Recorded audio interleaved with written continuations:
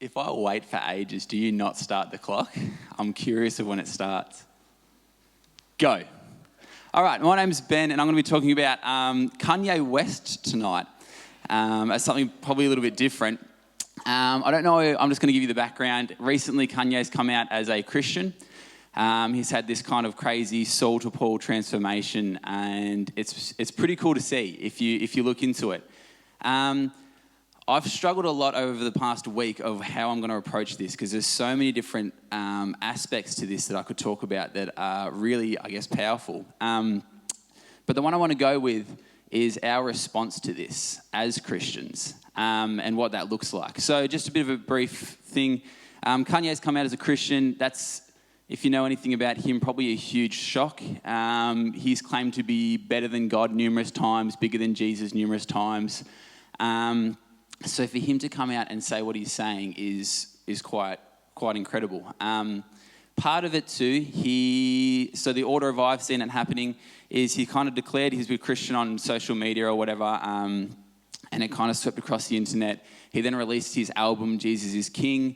That album has gone, at the start of this week I was looking and it was in top 100 of a Billboard over in America. It now tops 5 charts around the world and it's the biggest gospel selling album of all time. It's just gone skyward. It's classified as a Christian album even though he is the artist. If you read the lyrics, it might not be your music, hopefully it is, it's pretty cool. But if you read the lyrics to all the songs, it just speaks Jesus throughout the whole thing and the journey that he's been on.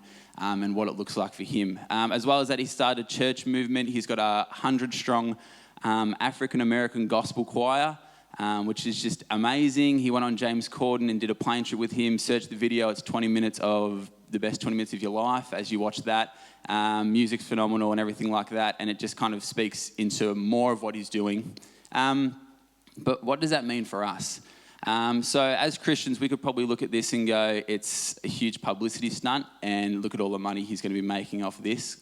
Congratulations, that's an amazing move.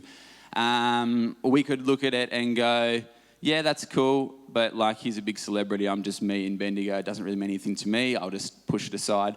Or we can look at it and go, one of our brothers, who's now a brother in Christ, has got the audience of millions and millions to share Jesus to instantly. I don't know about you, I struggle to share with one person, so for him to be sitting there and writing to social media, his Twitter account, the last time I checked, had 29.4 million followers, which is more than the population of Australia, and that's without retweets or anything. So every time he writes a tweet, which I did Google his tweets just out of curiosity because I knew that they were good, but I didn't really know how good, but this is just his Twitter feed over the last little while. Me and Dre, Jesus is King, coming part 2 is coming soon. Follow God, and then it's got a YouTube link to a story. Jesus is King, Sunday service experience, the video. Jesus is King, listen to this song. Jesus is King, Sunday service, another live stream. And this is going to 29.4 million people every time with retweets and everything like that. That's incredible. As I said, struggle to talk to one person, and he's just every day kind of pumping this out to millions and millions who have not heard about Jesus. Google Trends is a cool thing. I didn't know about it until I started looking into this more. It shows you like the trends of what's been searched. You search Jesus, there's been a 5,000% increase in searches. It's now at breakout, so it doesn't really even show you what's above that. It just says breakout on Google Trends, which means it's more than 5,000% increase. And Jesus with Kanye, when I searched a week ago, was 1,250% increase, and that's worldwide. That's not just America or anything like that. So this is pretty crazy statistics, and I hope you're kind of getting excited as I am. My time's running out quickly. But as Christians, what's our response to this? And that's probably one of the biggest things. So there's an article that Dave sent me, which thank you, Dave, wherever you are. That it was cool to read. And the last few bits are really, really interesting. Pastor Hans Feen, I have no idea who that is, but he notes this: Christians shouldn't be afraid of getting burned by Kanye West because our faith isn't rooted in the fidelity of Christians, but the faithfulness of Christ. So whether it's fake or not, we should not be scared and we should just be praising what is happening. It also says he's another guy, Dennison. It's a great name. God has not called you to be Kanye West's faith auditor. He's called you to be Kanye West's brother.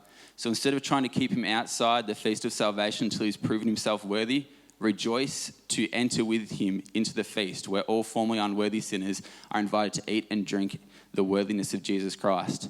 So I think the best thing that we can do is just pray for him, pray for what he says, pray into this, pray for everyone that hears it. And like I can see this changing the whole Western culture, the whole online culture in a huge way if we really get behind it. Thanks.